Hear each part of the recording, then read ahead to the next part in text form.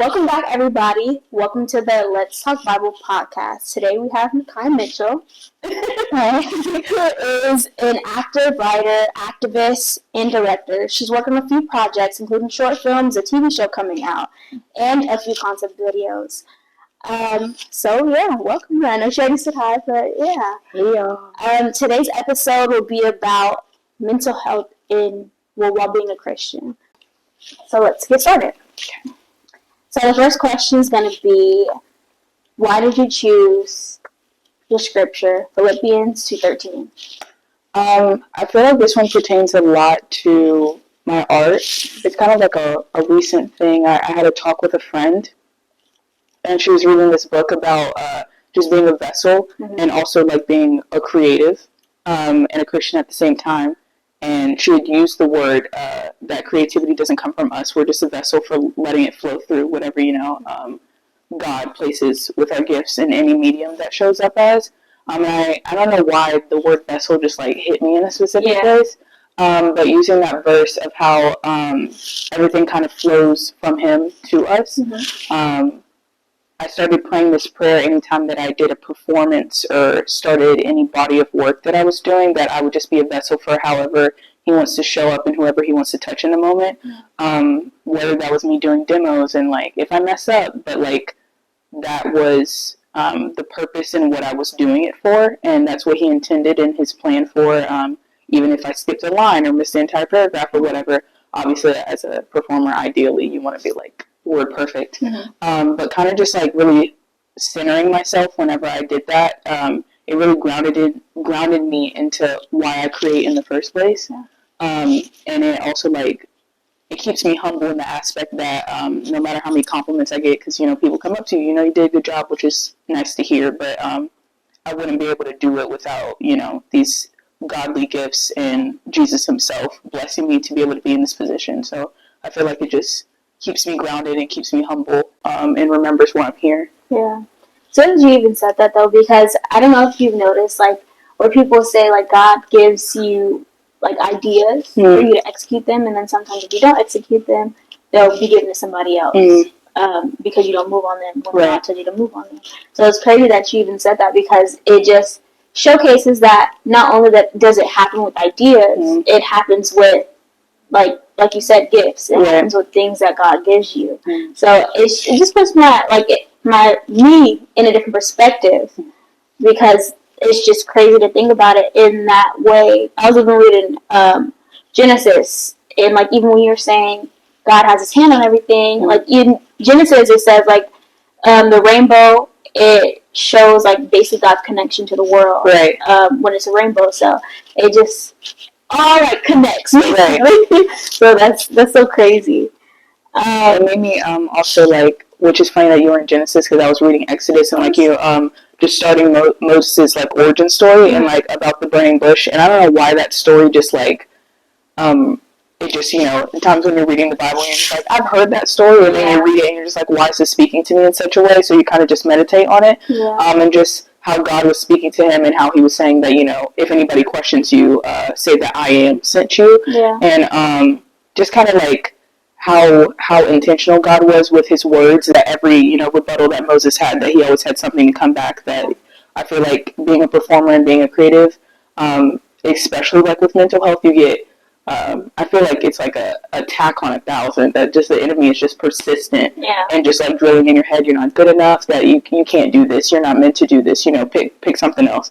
So I feel like that of like Moses, I feel like who represents all of us being creatives in mental health, but being like, I can't do it, I'm not good enough, like I have a stutter, I have all these things that, would push me back, where God was just like, I don't make any mistakes at all, and nobody's like words or doubts mess up my plan, which I feel like can get really confusing at times. So that's like ironic that we were both in the beginning, at the same time. That's funny, because I think like even my pastor was like, oh, you should read it, and the way I was reading Genesis, I said, okay, like, oh, God created and like did all that stuff, created basically the world, and then I'm at a whole other part.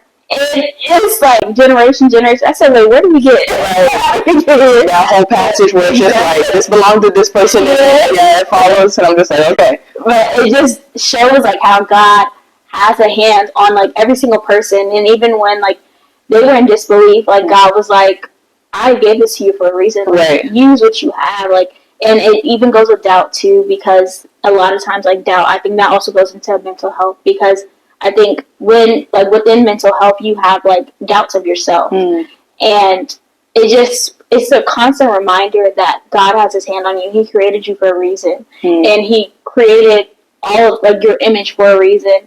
So it's just a constant reminder that you have a purpose. Right. And a lot of people, I think, forget that. Yeah. So, yeah. So we'll go into the first question. Okay. How important is mental health to you?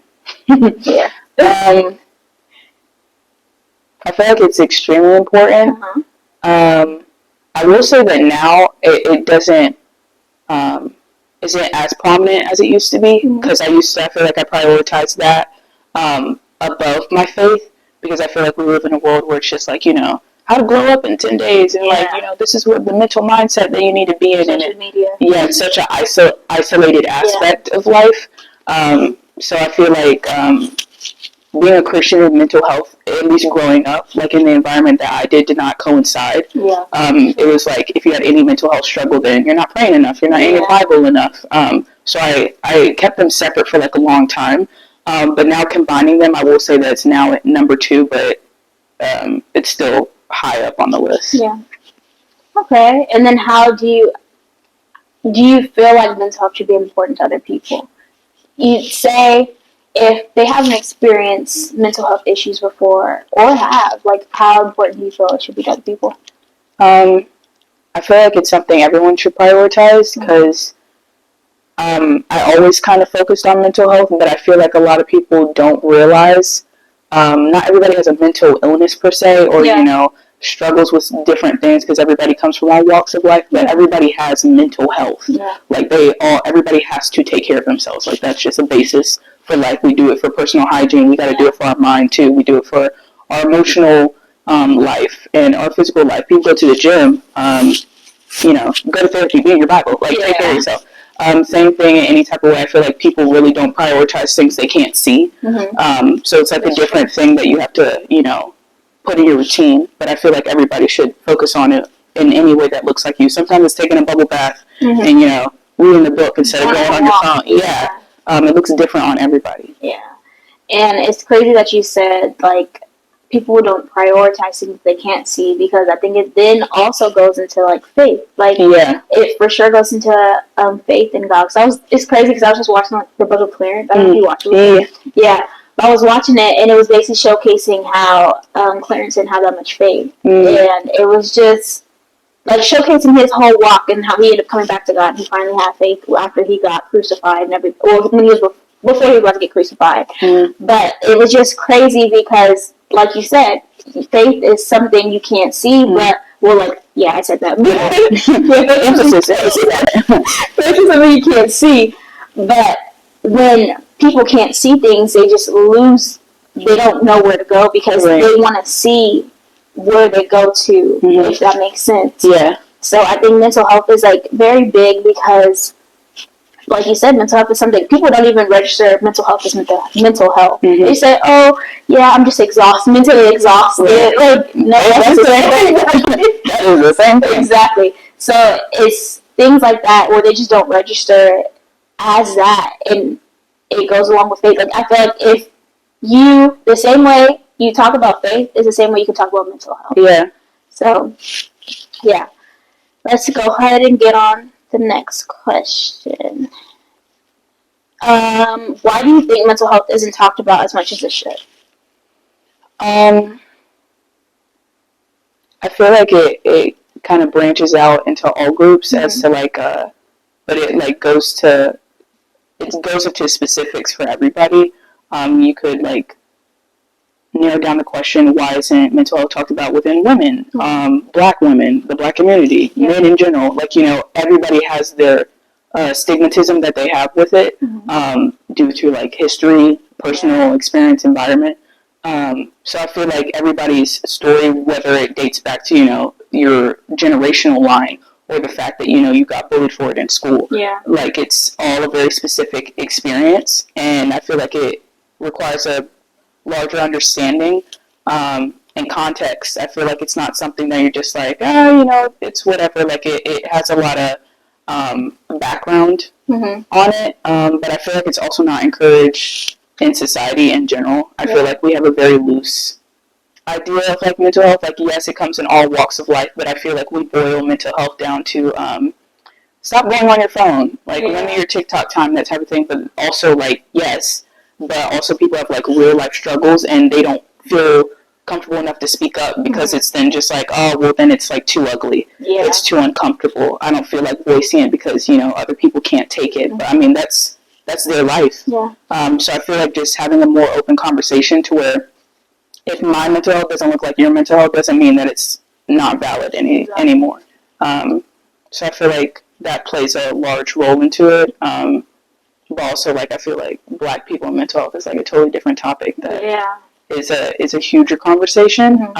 Just because we don't get to be, soft and feminine or dainty or vulnerable in any aspect. Have your guard up. Right. We got to be strong, rigid. Always you have the world on our back, that type of thing. Just take it and bear it. When obviously that does not work out. So I think that needs to be, cracked open. Conversation needs to be It's crazy though that I just lost my track. But Black people mental health. No, I was saying, that's what I was saying.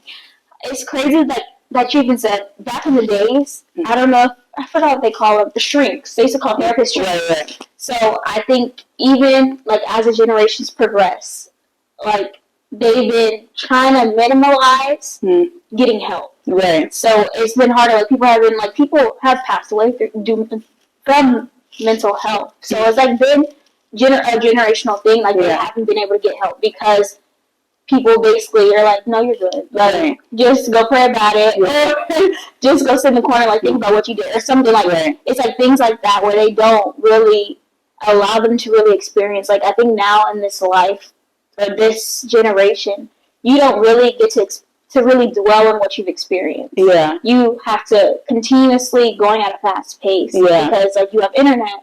Where, somebody's getting TikTok famous tomorrow. Oh, I need to get TikTok famous tomorrow. Everybody got a boss up all of a sudden. And it's like, in order for you to even get to that place, you have to be okay. Like, you have to be able to go through, do the experience that you went through. And they just don't, they're like, okay, you gotta go. And that's how a lot of people end up being, even in the industry, that's how a lot of people end up being basically in shackles. Because they don't know where to go from there. Like, they continue grinding, but don't ever take stuff in. So, it's crazy that a lot of people experience what they don't even know.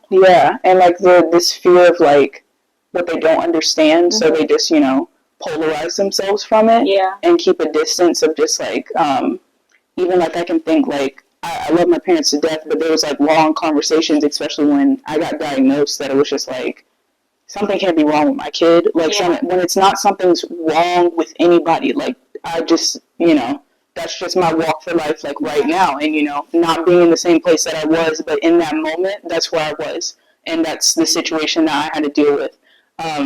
But it's not like, I feel like when we take the aspect of just, like, you're sick. Or, like, things like that, then people just, like, because other people, wonder what other people will say about them. And, you have family members that gossip and whatnot. When it's not even about that. It's about people getting help. Like finding something that nurtures their soul and, getting them the assistance and aid that they need, because that should be the only important thing on people's minds.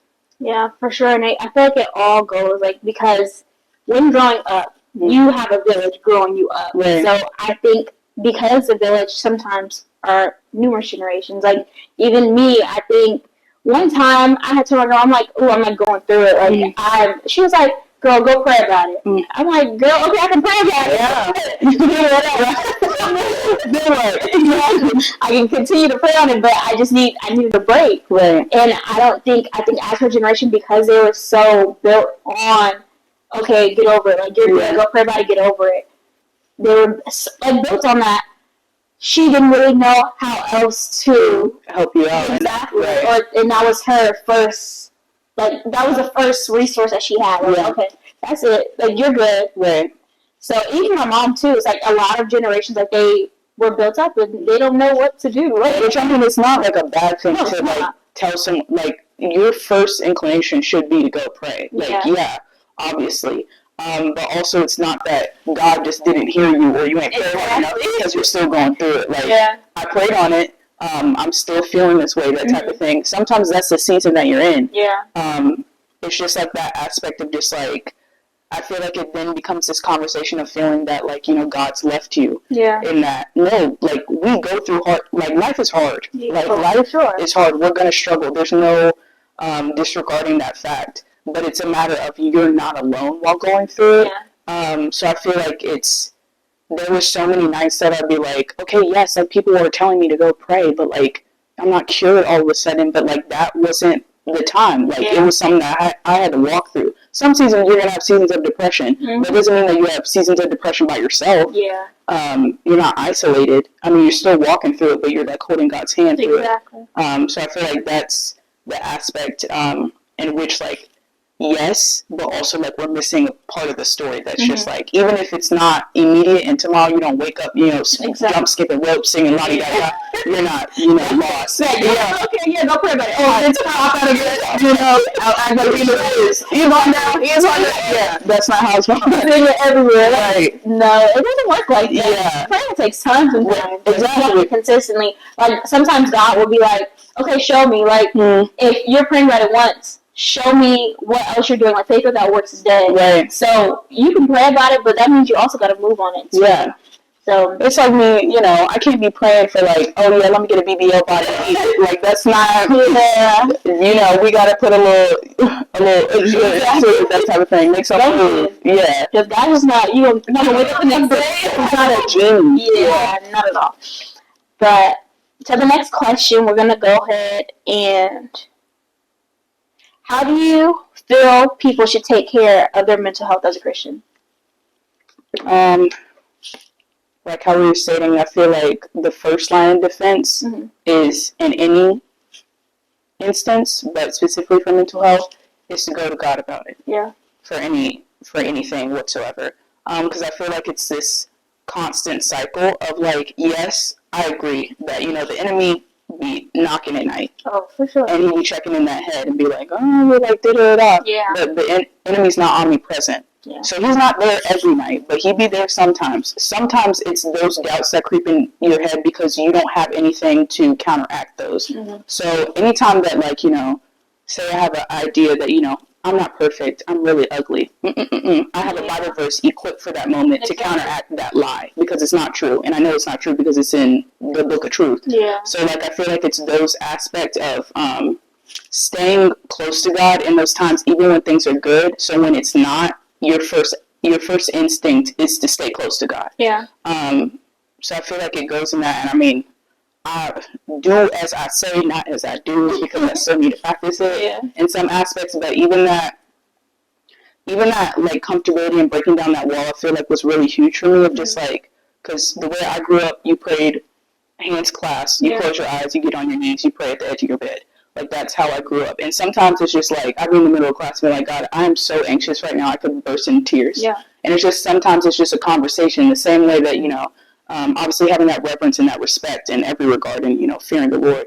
But I feel like breaking down that wall and being like, God just wants you to come to him in any way that, no matter what your life looks like in that moment, it's just like, please, like, that's literally only a one-word prayer. So I feel like those times where you would easily, like, I had to work on this of, like, picking up my phone and calling my mom. Like, that was my first instinct anytime I was in trouble, which, I mean, it's cool. Like, yeah, my mom has words of wisdom. Yeah. But my first instinct now is to pray. Anytime I even feel it, like, creeping just, like, a little bit, I'm like, whoa, I rebuke that in the name of Jesus, and I need help. Yeah. So I feel like implementing those things, so you're not just, you know, dialing the phone when you're in dire need, to where you don't have the resources because now you're in a dark place and you don't know what to do. Yeah.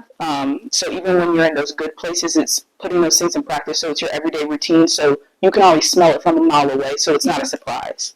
I feel like from personal experience, that's what's really helped me. And talking to my friends who are also Christians and struggle with mental health, it also helped them in any type of way. But yeah. A thing that I think I will kind of add on to that is, say, fasting. Because a lot of times fasting will take you away from what even started your mental health in the first place. Like social media, or like, because a lot of times, like, fasting, you fast from what you've been taking, not taking away from God, but when you fast, basically, whatever is taking up your time, that's taking you away from God, that's what you fast from. And at basically fasting, I think it'll have your relationship with God, like, be more intact. Like, it will be like, okay, God, like, let me chill real quick, like that. And you'll be able to, like, have more conversations with God and get closer to God and, like, just do more and put yourself in a different atmosphere than what you were before. Yeah. And, yeah. And get yourself in a different atmosphere than what you were before. But it just, like, takes you, and it, like, even me, I'm fasting right now, and it's taking me, like, in a space where I'm like, oh, wow, I had time for this? Like, I didn't know I was doing this, and I was even belittling myself. I'm like, okay, like, because social media is a huge factor in our generation. Right.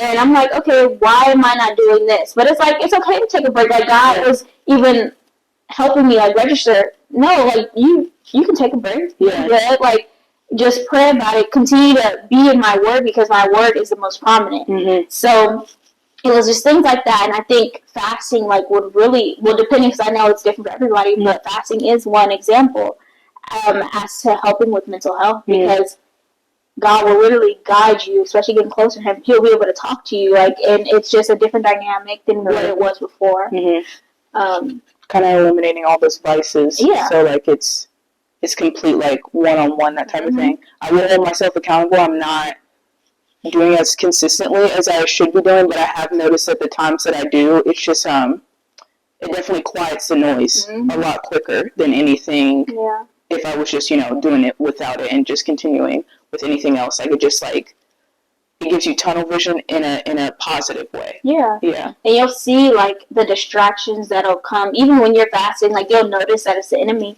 because you'll see the distraction try to come, like, okay, I don't feel like reading my Bible today, but then once that happens, it's a continuous cycle, and you go back to how you were. Yeah. So it's just, like, things like that. I know it's hard in a space like that, like, especially when you're going through it, but I think just, like, when you lean on to God's understanding and not your own, you'll, like, become better, a better version of yourself. So, the next one is, do you think prayer and journaling work? I think I would say yes. Are you saying, like, separately or, like, combined? It can be either or. Prayer, yeah, definitely, for sure. Journaling, I used to not think so. I used to think that, like, I thought it was a burden. I thought it was a hindrance to my routine to just, like, sit down and, like, write something. But now I'm a ambassador for journaling. Yeah. Yes, I am an influencer for journaling. I will say that I prefer, if anything, I think if you're going to journal, I think it should be with a pen and a paper. Yeah. So you're writing it down. It's something about, because I literally have an internal monologue of just, like, today was so hard. As soon as I put it, like, pen to paper, it's just, like, yeah, like, and it, like, goes out of your body. Right. Like, I'm sure I read something about, literally, it's a scientific process along with, like, an emotional and spiritual one as well. But yeah, I would definitely say, I did notice, like, if I just type it out, like, a notes entry, doesn't hit the same. Yeah, exactly. Go old school, like 1700s, pen and paper. Yeah, that type of thing. Get your oil lamp, too, sit by your bedside and write it down. But yeah, I would say, I would agree, yes. And I think also, like, the same way, like, people say write it down and make it plain with God, like, even for different things, like, people will write it down and make it plain about the space they want, and God will write it for them. That's the same way you can write your thoughts down and tell God, okay, God, this is what I'm experiencing. And God's like, okay, bet. Because there's nothing better than, like, something being handwritten and you can go back to it. I don't know, just, like, maybe I'm becoming an old head and, like, okay, so I'm just, like, technology's ruining us. But, like, I'm, like, kind of over it at this point, but like when I open a journal, like old journals that I finished, and like can look back at like the mindset that I used to be and like what I've been delivered from, like something about it just makes you want to do a praise break. Yeah. Like I'm just like, wow. Like it is crazy because even like when I was younger, my mom used to be like, when my sister used to watch all of us, she used to be like, okay, write down what happened. I'll write it down. Write down what happened, and I'll see it when I get home from work. I used to write it down, and I think the one time I discovered it, probably a couple years ago, and I'm like, wow, this is really what happened. This is what I was writing down. No, it's so crazy. It is crazy, and I was like, the growth mindset that I have now. That's crazy. I was over here writing down because she tried to whoop me. Right? That's what I'm saying. Like I was tapping. Like, for sure. So but even at that moment, it was showcasing. At that moment, it was showcasing like what it was helping me when as a younger child. Like I think it's beneficial for people younger and older because when you're young, you don't know where to explore like how you're feeling. You don't know where to put it. You're like, okay, I'm just gonna sit and stand with it, but it's not healthy. So I think it's definitely good. Like journaling is good for people because it just allows you to mentally go through everything you just processed. Right.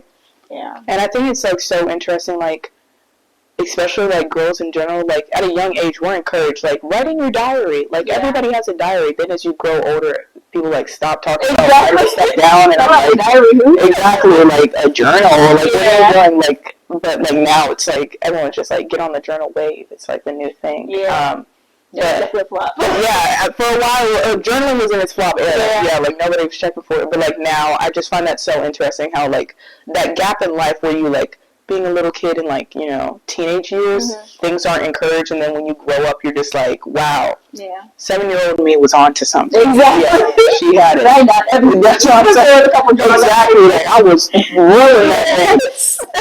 Yes, that's so funny. Okay. So the next question is, how are you feeling mentally in this moment?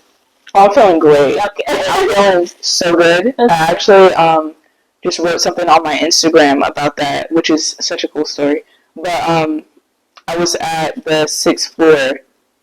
Actually, no, we'll throw it back. Okay. I was, I don't know, it's a trigger warning for anybody, but I was at this place that there's this parking garage near my dorm building, and it was the place that I had my third attempt at. And I went back to it. It was after a capstone. I don't know why I was there because, girl, I don't walk. I don't do that. But something, I came home, I just had, you know, that antsy energy where you're just like, I gotta move. And I just felt like the Holy Spirit was just like, go on a walk. And I was like, it was 11 o'clock at night. What are you talking about? So many people on everything. Exactly. And I was like, oh. But I was like, went on a walk and I just felt led there. And at first I thought it was really bad. Like, I was just like, why am I here? And then I got to the top of it. I was listening to the song Hummingbird. I don't know, off the Spider-Man Into the Spider-Verse, the second one. I heard it. It was in the track. I probably the soundtrack. And I was listening to it. I haven't listened to that song in forever. It was absolutely crazy. And so I get on there and I'm just standing. I'm kind of just like mourning this like past version of myself that like used to be so sad and used to be like so depressed and just like assuming everything that popped into her head was true and that was her identity, and also like not knowing where to go after graduation, feeling like lost. And I'm like crying, facing the other way, and I like turn around and there's this glowing cross at the top of the hills.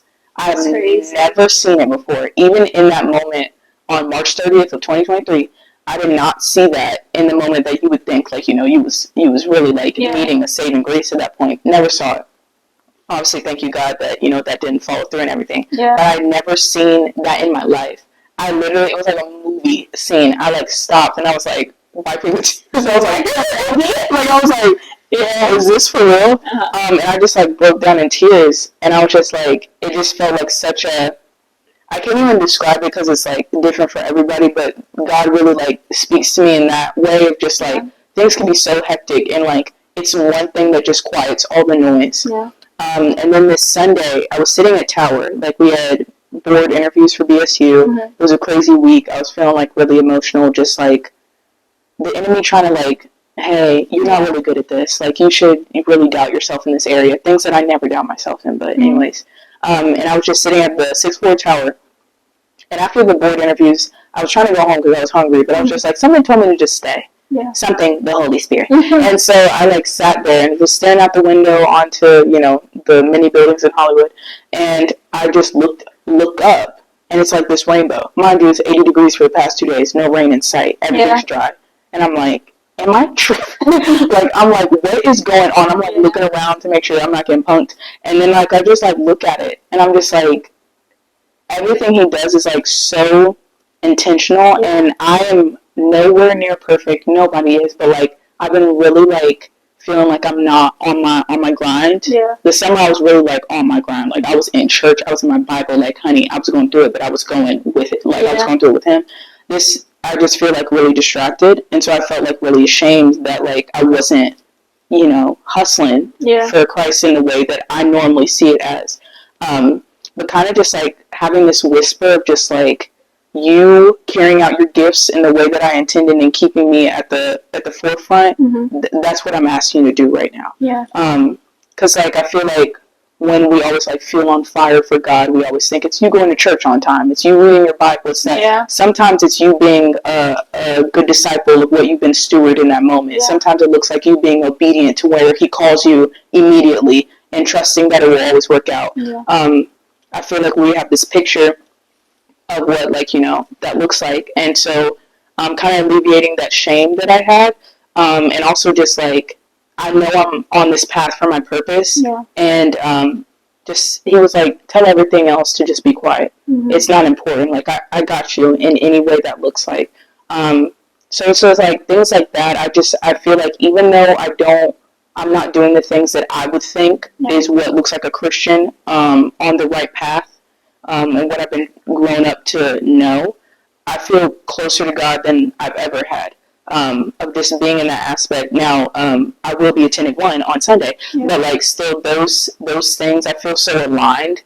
I feel so sure of myself. I feel so not happy, but joyful. I remember I forget the pastor that was preaching of like, you know, joy is this unwavering happiness in whatever the circumstances look like. So, and happiness is pertaining to your circumstance. So I feel joyful. I feel hopeful for like the first time in my life. Like I look forward to waking up every single day. And I can say like in my 21 years of living, I've never been able to say that truthfully. Yeah. So I feel blessed and highly favored in the most genuine way possible. And yeah, life is great, and even sometimes when it's not, it's so good, because like God is like so good. I don't have any other adjective for it. Like He is just so good, and I feel like I know that now. So, and you just have to remember, like, God put you in this position for a reason. Like, even like me going to AMDA, I'm like, okay, a lot of times I was like, why am I even here? What am I here? Because AMDA is just so time consuming. It doesn't give you time to really even have time for God. Exactly. Or just yourself in general. Literally. And I was just like, okay, God, like, I'm ready to go. Like, I was like, okay, like, you're 2 years, that's all you need to do. Like, was 2 years. And I'm like, okay, bet. I need to go. Exactly. And it just, even being out of AMDA now, because it's so fast paced and like, it doesn't give you time to do anything. Now I'm like, okay, I miss like the fast pace. Right. Like I miss all that. You get used to it. Exactly, because you get used to it and it's not healthy. So even with that, it just kind of, it showcases like, earlier what you were saying, it showcases like the different spaces you're in. Like even when you realize lacrosse, the second time you went, even now, like, I'm realizing, okay, God, like, what you actually put me there. In the moment, I didn't realize anything. I said, it's time to get stuff. But now I'm like, exactly. And now I'm like, okay, like, I actually realized what I was learning there, like, what I need to do, who I need to meet. Right. And there was a purpose, like, God aligns a purpose for everything. Yeah.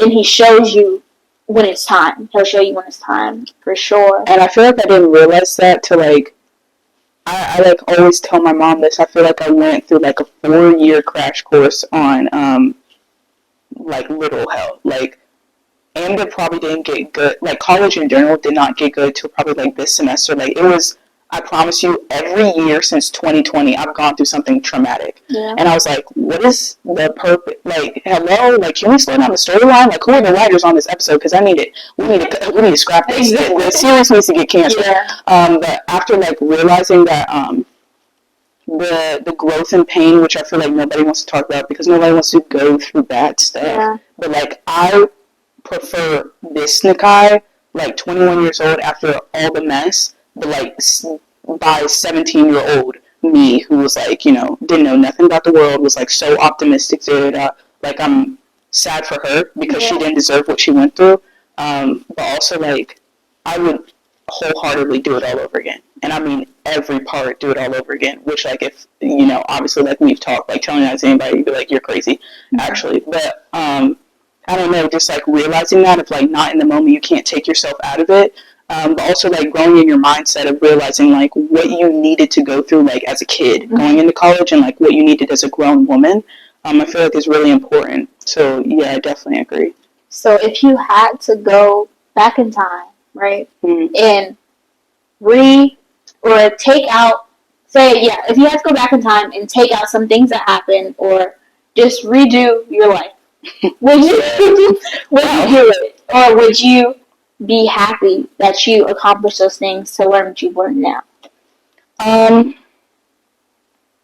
probably go back and redo one singular thing. Actually, no, because I can't even say that. But hypothetically speaking, nothing really changes, but I would change the way I went about it. It's like the relationship I had my sophomore year, because that really was not God ordained in any slight way. It was me just being impatient and, like, playing into my insecurities of, like, wanting to be loved so bad that I would get with anybody at, like, any time. It's just like I need that reciprocity immediately. Yeah. Now, me, absolutely not. Like, if you're not a God-fearing man, back up off me. Go to the next chicken line. It's not me. I promise you, babe, it's not me. Yeah. So I feel like that is, like, the only thing. Everything obviously happens for a reason.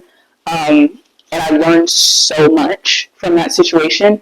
But I would say that was the only thing that was truly unnecessary for me to act on. But God obviously made it beautiful because it's Him. Yeah. But that was me bugging. Like, I was tweaking so bad. And I just needed to, you know, I need to stay in all of you. I need to stay in my room, you know, and eat my snacks, and, you know, get in my work and mind my business. Like, that's what I need to do.